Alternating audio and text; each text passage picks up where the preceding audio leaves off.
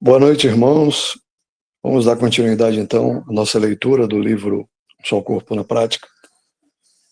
Tem por título A Mesa do Senhor. O termo A Mesa do Senhor, 1 Coríntios 10, 21,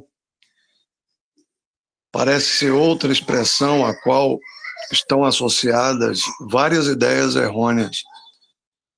O inimigo tem lançado muita poeira no ar acerca deste assunto. Alguns dizem que todos os cristãos estão à mesa do Senhor. Outros dizem que a mesa do Senhor está no céu. E existem ainda outros que dizem que ela está em todo lugar onde cristãos partem o pão, ainda que não estejam identificados com qualquer outro grupo de cristãos. Geralmente, estas ideias são inventadas como uma desculpa para a prática eclesiástica na qual alguém esteja envolvido. Não devemos pensar que a mesa do Senhor seja uma mesa literal que os irmãos coloquem no centro de seu salão de reuniões. Uma mesa na Escritura simboliza comunhão. No caso da mesa do Senhor, ela simboliza o terreno de comunhão que Deus tem para todos os cristãos, onde a autoridade do Senhor é reconhecida. E todos se sujeitam. É por isso que ela é chamada de a mesa do Senhor. Ela simboliza o terreno espiritual sobre o qual se expressa a comunhão cristã, onde a unidade do corpo é exibida e onde Cristo está no meio. As várias mesas ou terrenos de comunhão que os homens estabeleceram sem a autoridade do Senhor são o que podemos chamar de mesas de homens. Há, todavia, apenas uma mesa do Senhor, no singular. Não existe na Escritura algo como mesas do Senhor no plural.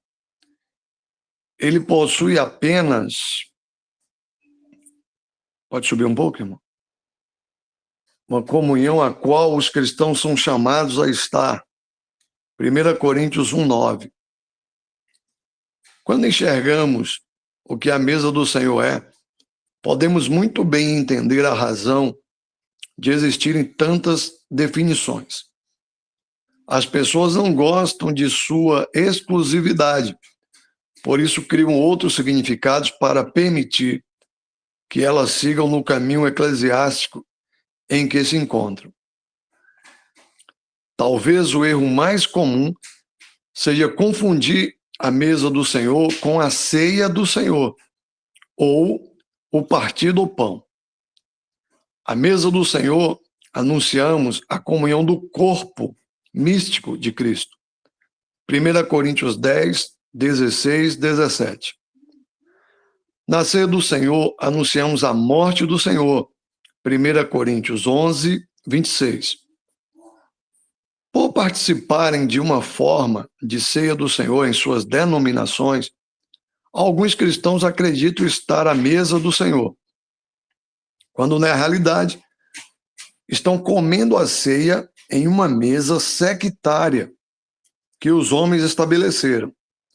A pergunta que deve ser feita é: poderiam aqueles que não estão à mesa do Senhor, por estarem espalhados nas várias denominações, estarem realmente participando da ceia do Senhor? John Nelson Darby disse: eles podem individualmente recordar da morte do Senhor e, neste sentido, participarem da ceia do Senhor. W. Potter disse: observe as mesas nas várias denominações.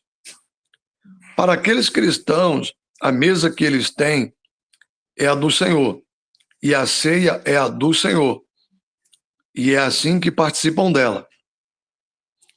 Alguns dentre nós estiveram durante anos em uma ou outra dessas mesas, e estiveram ali com toda a sinceridade.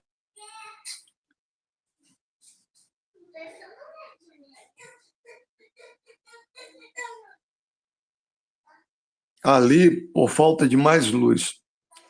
Poderia ser dito em verdade que nunca participamos da ceia do Senhor até que viéssemos a estar congregados entre aqueles reunidos sobre o terreno bíblico? Certamente não. Ainda que o mundo, ainda que o modo como tenhamos participado dela não era segundo a Escritura. Então, novamente, existem aqueles que professam estar reunidos ao nome do Senhor, que estão em um terreno independente. E a mesa que tem é, como sabemos, sectária, e por isso deve ser rejeitada. Mas ela não é sectária para eles. Mas poderia ser dito que eles não participam da ceia e que não recordam o Senhor? Concluímos que os cristãos podem comer a ceia do Senhor em suas denominações, mas se for para ela ser celebrada corretamente, isto deve ser feito à mesa do Senhor.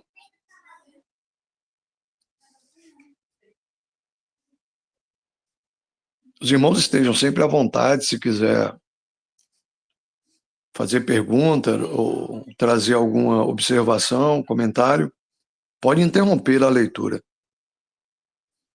O próximo parágrafo. Alguns podem indagar: se existe apenas uma mesa do Senhor e ela representa um terreno de comunhão cristã que Deus reconhece, então que grupo de cristãos a possui? Esta pergunta tem desviado o foco da questão para a direção errada. Ela coloca o foco nas pessoas que estão à mesa do Senhor e pergunta que grupo de cristãos a possui. No que diz respeito a quem possui a mesa do Senhor, nossa resposta é: o Senhor. É a sua mesa e ele está guiando a ela crentes exercitados. Existe sempre o perigo de tirar o foco do Senhor no meio e colocá-lo nas pessoas que o Espírito Santo reuniu. E assim acabar dizendo que a mesa do Senhor está com essas pessoas. É um erro. Nosso foco deveria estar em Cristo no centro. Nossa reunião deve ser a Ele. Hebreus 13, 13. A comunhão que é expressa à mesa do Senhor no partir do pão abrange todos os verdadeiros cristãos, ainda que nem todos possam estar à mesa do Senhor. Enxergamos cada membro do corpo de Cristo num só pão. 1 Coríntios 10, 17. A mesa do Senhor é onde todos os verdadeiros cristãos deveriam estar.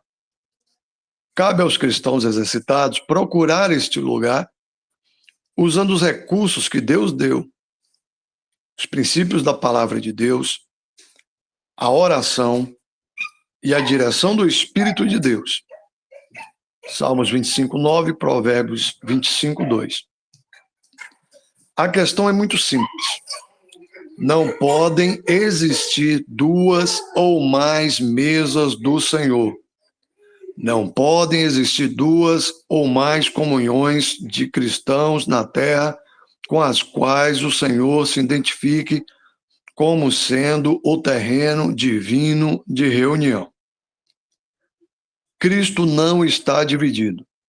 1 Coríntios 1, 13.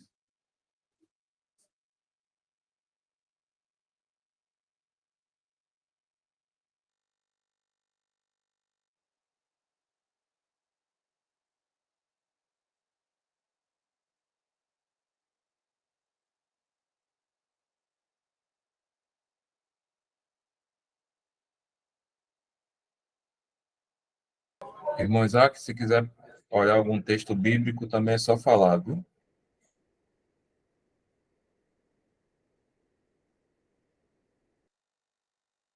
Ok.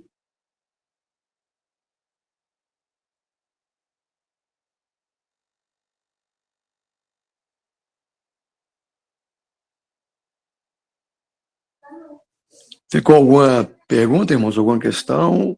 Se quiser que repita algum parágrafo, podemos repetir também. Se não houver nenhuma questão, a gente continua a leitura.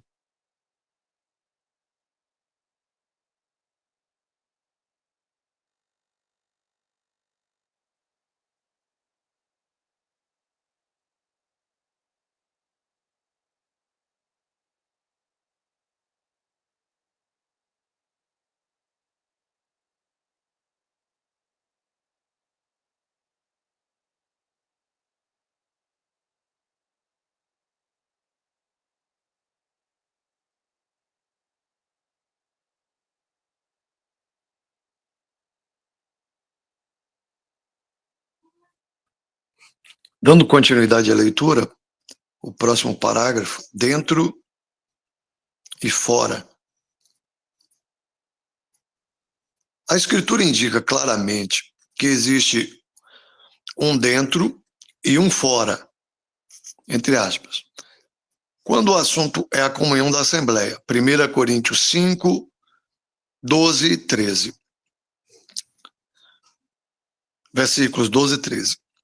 Nos dias em que o apóstolo Paulo escreveu aos Coríntios, não existiam outras comunhões de crentes, além daqueles que estavam congregados sobre o fundamento da igreja.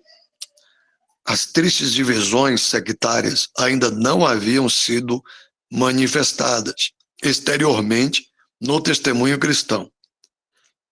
Havia toda a igreja, entre aspas, fora da qual existiam apenas, entre aspas, indoutos ou infiéis, entre aspas.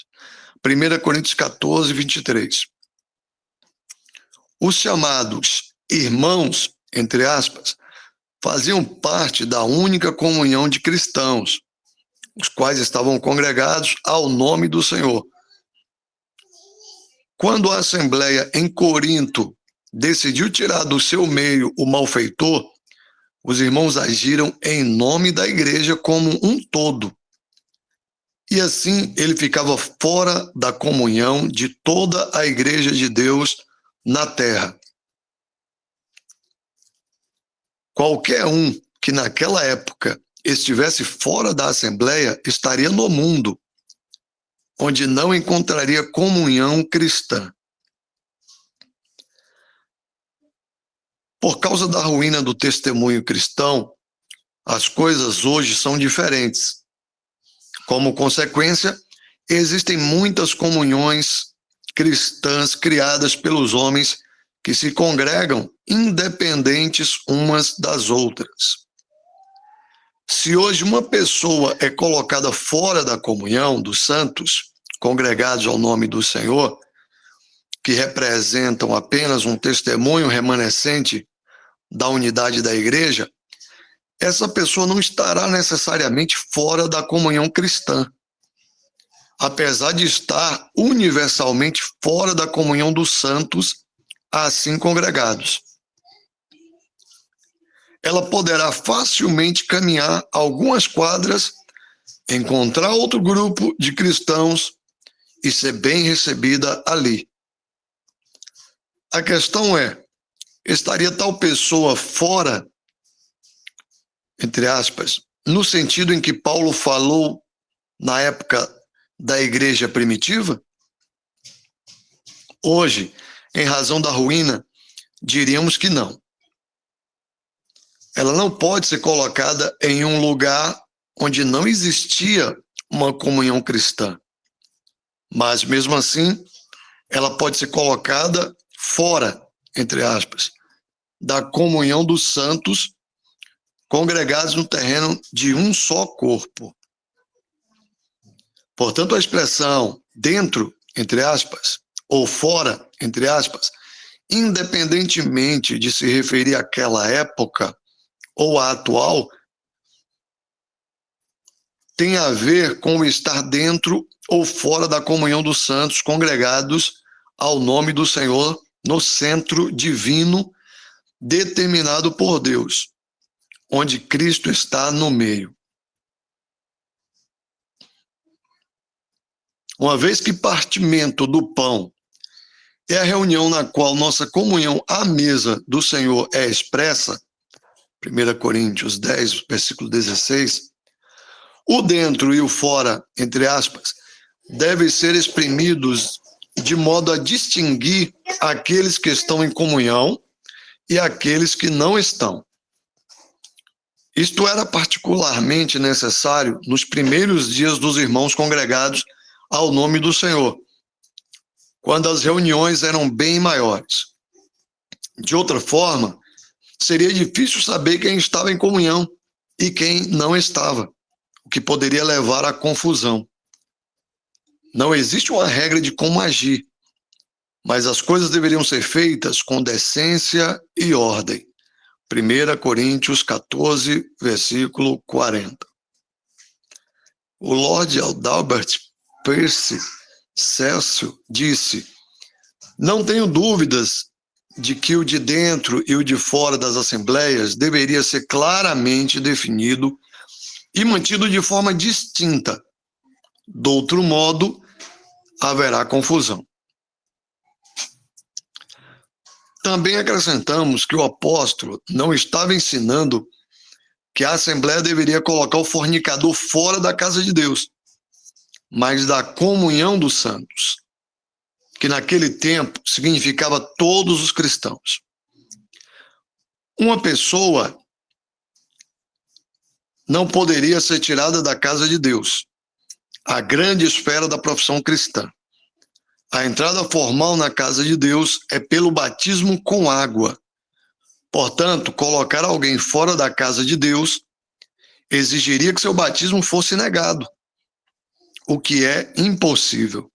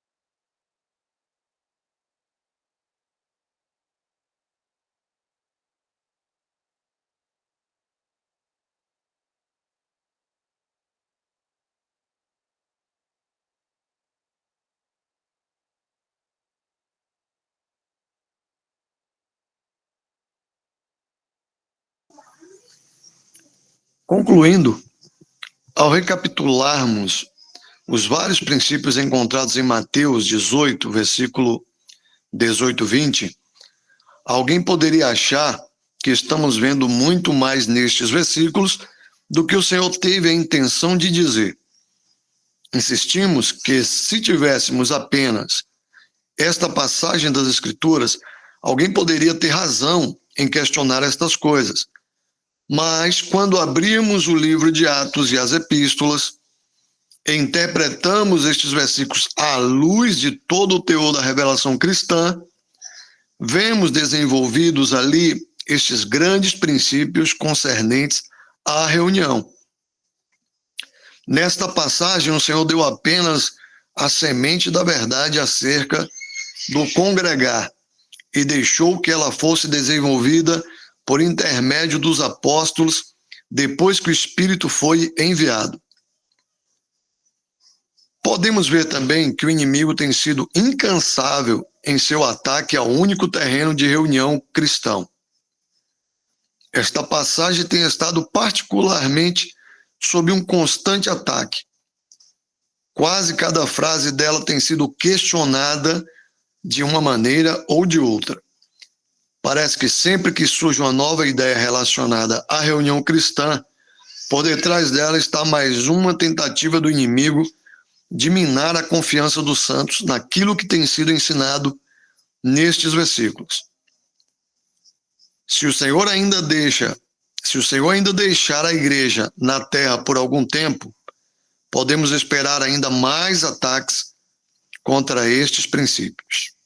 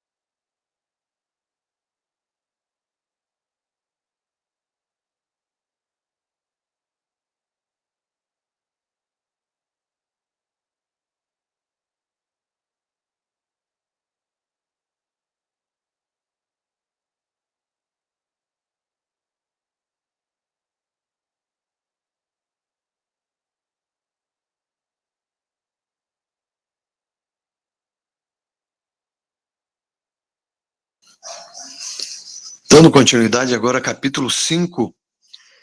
Existe mais de um testemunho divinamente reconhecido da verdade do um só corpo. Aliás, uma pergunta. Existe mais de um testemunho divinamente reconhecido da verdade do um só corpo? Vamos ver. Já que o desejo de Deus é reunir os seus santos na terra como se fosse um ao nome do nosso Senhor Jesus Cristo sobre o fundamento de um só corpo, surge a questão: será que Deus tem mais de um testemunho da verdade de um só corpo? À luz do que temos apresentado nos capítulos anteriores, a partir da Escritura, não cremos que o Espírito de Deus esteja reunindo cristãos em diversas comunhões, entre parênteses, federações de reuniões, para expressar tal verdade, sem que esses grupos estejam em comunhão uns com os outros.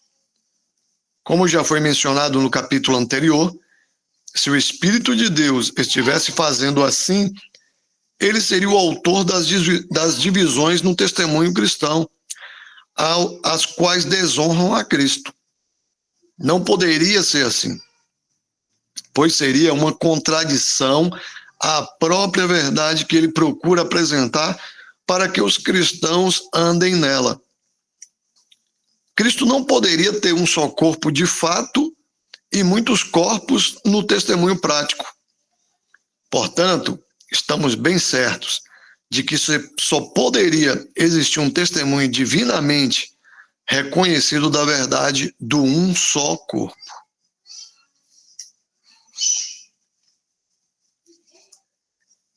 Para ver a inconsistência de supor que o Espírito de Deus levaria a mais de um corpo, aliás, a mais de um centro de reunião, a ilustração a seguir que alguém uma vez deu é útil.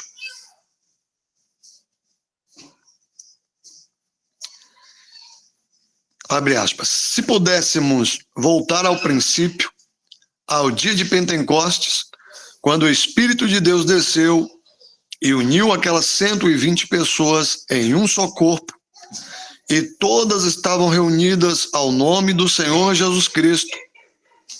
Suponha que Pedro tivesse um desentendimento com João e eles decidissem que iriam estabelecer comunhões separadas.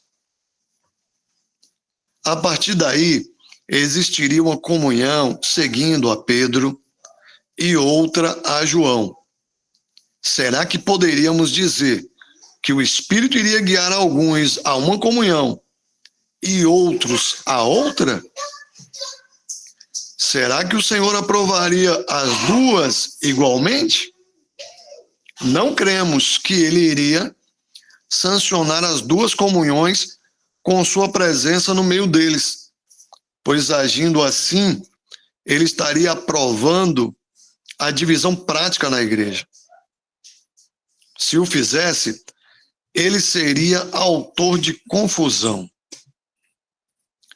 Na verdade, os homens podem até criar mais de uma expressão desta verdade ao estabelecerem uma mesa em um espírito de divisão. Mas não acreditamos que o Espírito de Deus irá guiar os cristãos a agirem assim. Abre aspas. Está Cristo dividido? Fecha aspas. 1 Coríntios 1, versículo 13.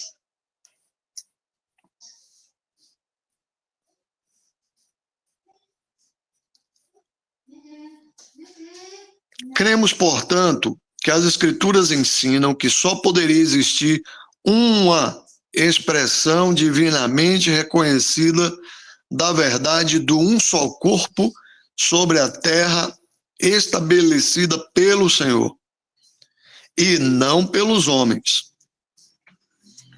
Se surgissem seitas ou heresias, abre parênteses, facções independentes na comunhão, fecha parênteses, estas seriam decorrentes da vontade da carne. Gálatas 5, versículo 20. E não da de Deus. No princípio, todos os santos estavam juntos.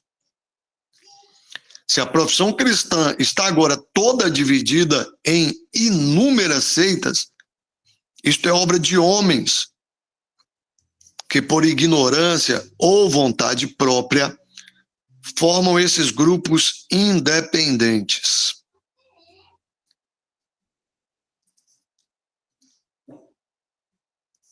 Paulo mostrou aos coríntios como essas coisas tinham início. Elas geralmente começam com diferenças de opinião e julgamento. Está escrito: rogo-vos, porém, irmãos, pelo nome de nosso Senhor Jesus Cristo, que digais todos uma mesma coisa, e que não haja entre vós dissensões, divisões, cismas.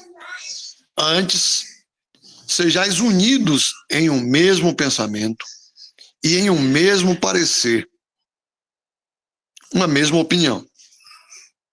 1 Coríntios 1, versículo 10. Essas diferenças de opinião levariam a disputas ou contendas. Está escrito: porque a respeito de vós, irmãos meus, me foi comunicado pelos da família de Cloé que há contendas entre vós. 1 Coríntios 1, versículo 11. A partir daí, se as contendas não fossem julgadas, elas levariam às divisões ou cismas. Abre parênteses. No grego, as palavras são as mesmas, fecha parênteses, entre os santos. Está escrito: quero dizer com isto que cada um de vós diz: eu sou de Paulo, e eu de Apolo, e eu de Cefas, e eu de Cristo. Está Cristo dividido? 1 Coríntios 1, 12 e 13, capítulo 1, versículo 12 e versículo 13. Essas divisões ou cismas são facções internas entre os santos congregados. Porém, ainda mais sério do que isto é o que Paulo revela que resultaria das divisões internas entre o povo do Senhor. Se essas coisas não fossem julgadas, elas levariam a heresias ou seitas. Está escrito: porque antes de tudo ouço que, quando vos ajuntais na igreja, há entre vós dissensões, divisões ou cismas, entre parênteses, e em parte o creio. E até importa que haja entre vós heresias, seitas, para que os que são sinceros se manifestem entre vós. 1 Coríntios 11, versículo 18 e 19. Uma seita ou heresia trata-se da mesma palavra em grego. É uma divisão externa entre os santos. Quando um partido se separa e passa a congregar de forma independente, o que começa com uma diferença de opinião leva à contenda e acaba produzindo um cisma ou divisão interna entre os santos, a qual, se não for julgada, levará a uma heresia ou seita, uma divisão visível entre os santos.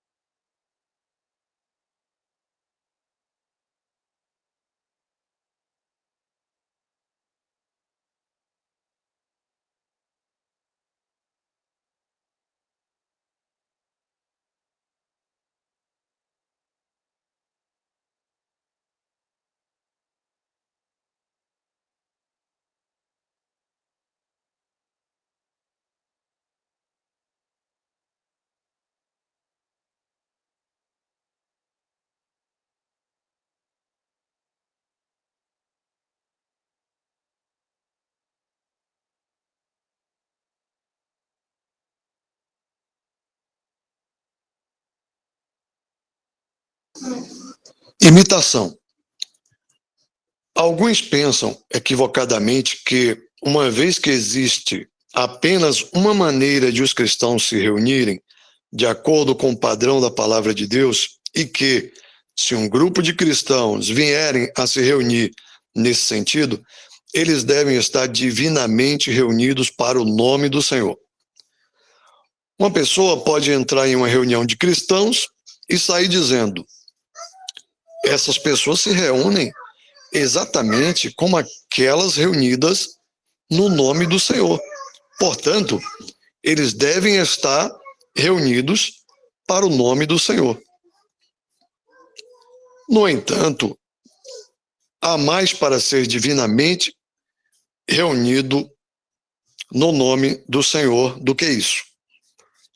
Certamente é verdade que há apenas uma maneira de os cristãos se reunirem, mas se conduzir reuniões de acordo com o padrão bíblico fosse tudo o que devia ser feito, então as pessoas poderiam se afastar daqueles que Deus reuniu para o nome do Senhor Jesus e estabelecer uma irmandade de forma independente, buscando praticar o que a palavra de Deus ensina a respeito da ordem da Assembleia e, portanto, eles poderiam ser considerados como estando no terreno certo da Assembleia.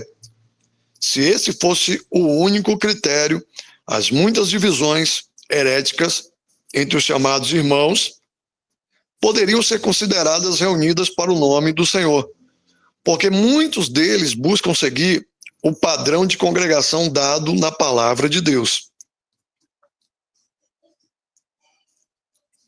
Embora grupos assim possam alegar que existe base nas escrituras para tudo o que praticam, só isso não significa que estejam divinamente congregados sobre o terreno do um só corpo.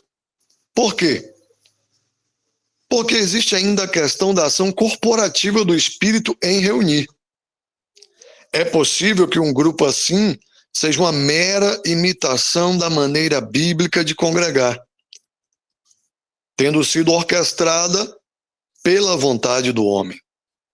A grande questão é: será que o Espírito de Deus foi o autor disso?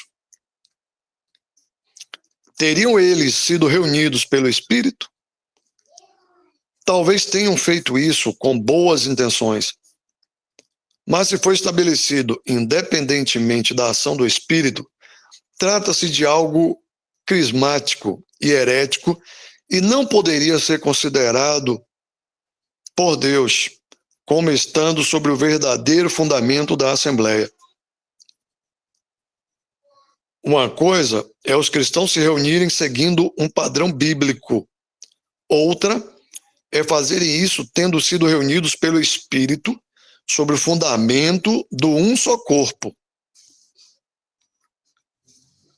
G.V. Wigram disse que é possível encontrar uma situação em que cristãos venham a colocar de um lado a verdade de Deus e do outro o Espírito de Deus. O assunto que estamos considerando pode ser um exemplo disso. Alguns cristãos poderiam se reunir seguindo o padrão bíblico para uma assembleia local, porém separados da obra do Espírito de Deus.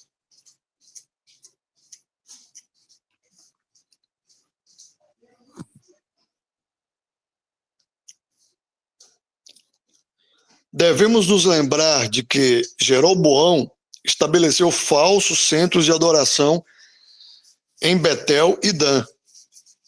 O que era feito em Betel era igual à festa que se fazia em Judá, no sentido de ser parecido com o centro divino, mas era evidente que não tinha a aprovação do Senhor. Pois um homem de Deus foi enviado pelo Senhor para clamar contra aquele altar, 1 Reis 12, versículo 32, 13, versículo 1 e 2. Isto demonstra que tentar imitar o padrão dado por Deus não é garantia de receber a aprovação de Deus.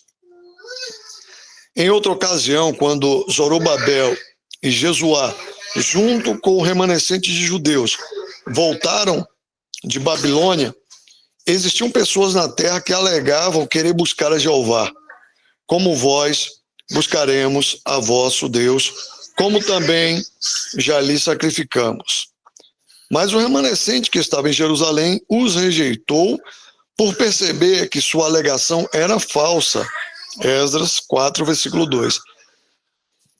Se existia imitação no judaísmo, sabemos que existirá imitação no cristianismo também. 2 Timóteo 3, versículo 8. Os princípios das Escrituras, que já abordamos no capítulo 1, demonstram que se o estabelecimento de assembleias cristãs fosse uma obra do Espírito, então isso seria feito em comunhão com a obra do Espírito, já existente em reunir as almas ao nome do Senhor Jesus. 1 Tessalonicenses 2, 14, versículo 14. Deste modo, a unidade do Espírito seria mantida. Ao seguir este princípio, os irmãos congregados ao nome do Senhor têm buscado entender as dessas de comunhão, Gálatas 2, versículo 9, as novas reuniões, de forma a manter uma expressão coletiva da verdade do um só corpo.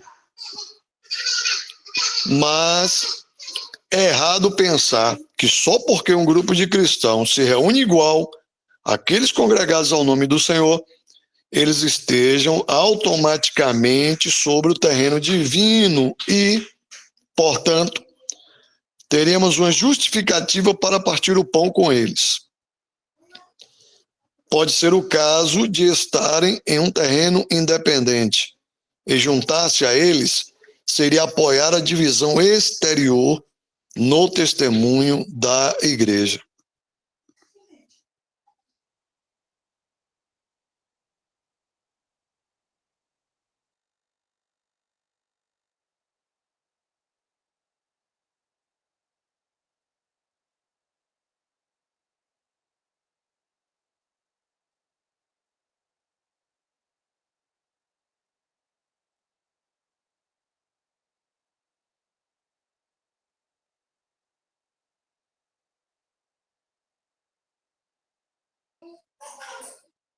Acredito, irmãos, que é muito claro, né, os comentários do irmão Bruce, né, nesse livro, acerca dessas verdades tão simples, né, mas que nós outrora não conseguíamos perceber.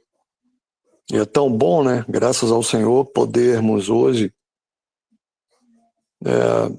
desfrutar dessas verdades tão simples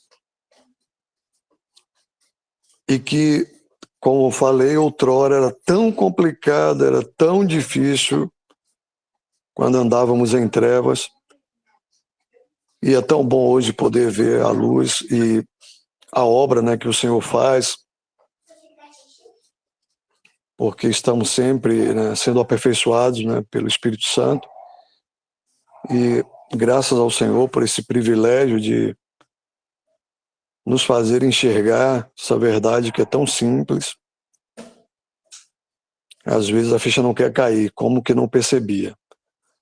Mas depois entendemos que realmente só o Senhor pode fazer essa obra e ela não vem do intelecto, não é humano, é só pelo Espírito que podemos compreender essas verdades,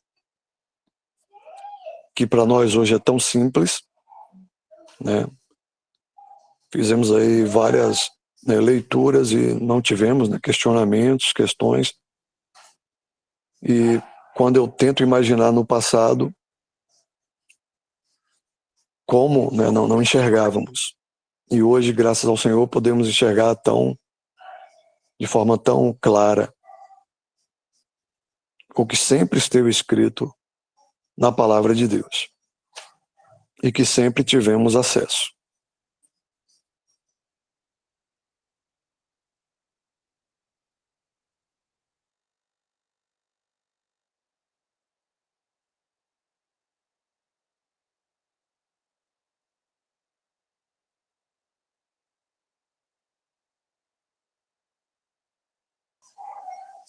Ô Jefferson, acredito que já foi uma leitura bastante extensa e se os irmãos não tiverem nenhuma questão ou nada, eu aconselharia ou sugeria que a gente pudesse encerrar e na próxima, né, continua, porque muita leitura pode se tornar enfadonho, entendeu?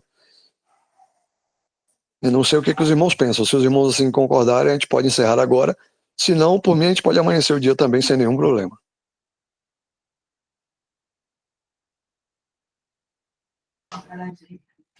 Tranquilo, Isaac. Vê se os irmãos também respondem aí. Renan já deu ok também. A irmã Ana Carla. Só vou dar um print aqui para a gente estar encerrando.